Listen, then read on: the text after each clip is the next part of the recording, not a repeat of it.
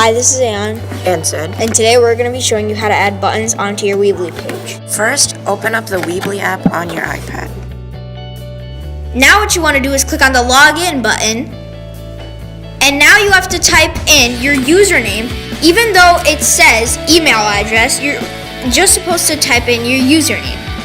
Now for the password, first put a capital B, M, S, and then put in your student ID. Now you want to click on your website, and now you have to click on Edit Site. Now that you're on your home page, click on the plus in the top right. Once you click on that, scroll down until you get to button. Click on the button and drag it down to your home page.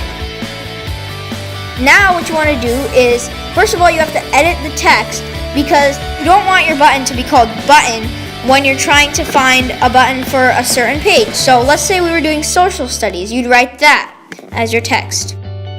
And then you would go to link and you would click on standard page, and whichever page you want to link your button to, you click on that. So you want to link it to social studies, so click on that and now go back.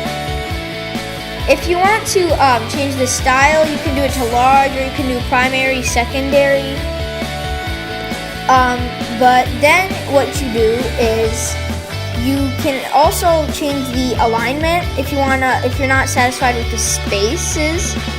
So yeah, just center, left, right, doesn't really matter. Once you're done with that, click on Preview. Make sure you're satisfied with how your pages look. Then click Publish in the top right corner. You have just figured out how to add buttons to your Weebly page.